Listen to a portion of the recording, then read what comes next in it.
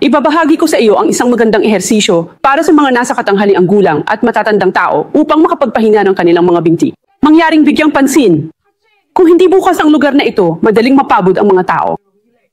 Ang lugar na ito ay ang aming guya. Kung hindi mo minamasahe ang lugar na ito, hindi mo malalaman kung gaano kasakit ang dinanas ng iyong guya.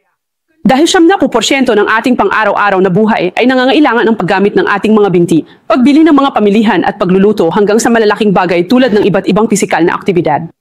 Masasabing habang tumatanda tayo, mas maganda ang ating mga binti. Ngayon, ibabahagi ko sa iyo ang isang magandang ehersisyo para sa mga nasa katanghaliang gulang at matatandang tao upang makapagpahinga ng kanilang mga binti. Ang paggalaw na ito ay napakasimple. Hindi mo kailangang tumakbo o tumalon. Madali mo itong makumpleto sa pamamagitan ng pag-upo sa isang bangkito sa bahay at gawin ito sa loob ng 5 minuto.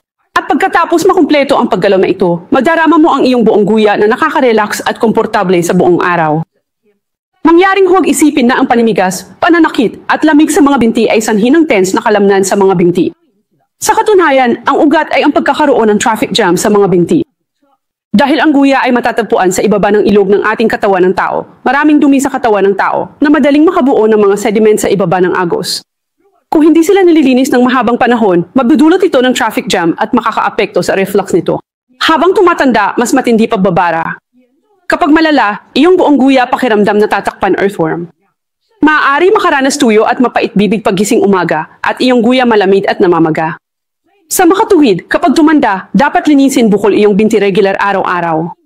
Kapag lugar walang harang, makakaramdam relax at komportable, maglakad mas matatag at iyong binti magiging mas malakas. Ngayon ay ibabahagi ko sa iyo ng libre ang mahusay na ehersisyo na ito para sa pag-aalaga sa iyong mga binti.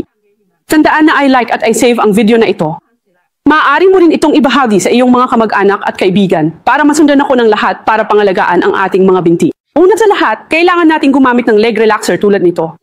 Pagkatapos na ito ay handa na, maaari kang umupo sa kama sa bahay tulad ng sa akin, i-clamp ang isang binti. Pagkatapos ay ilagay ito ng nakaharap sa itaas ang siwang, i-clamp ito sa aming guya. At pagkatapos ay gumawa ng pataas at pababang pushing motion. Sa oras na ito, makikita mo na pinipigan ito ang mga kalamnan ng ating mga binti at ang proseso ng pagpisil na ito ay talagang tumutulong sa atin na masira ang mga bukol sa ating mga binti. Kung nakakaramdam ka ng sakit habang ginagawa ang ehersisyo na ito, nangangahulugan ito na ang iyong guya ay nakablock. Bukod dito, kung mas masakit ito, mas nakabara ito sa loob. Kung mas nakablock ito, mas dapat mong gawin ang pagkilos na ito hanggang sa ma-unblock ito.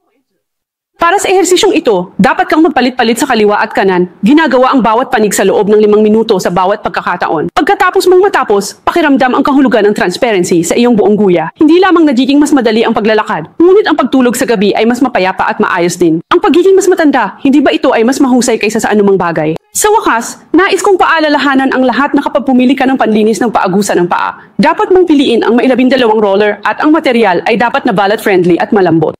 Kung hindi mo alam kung saan hahanapin, mag-click sa aking avatar at pumasok sa live broadcast room. Ang modelong ginagamit ko ay inihanda para sa iyo. Nagkataon na ang tagagawa ay may promosyon, kaya particular na cost-effective.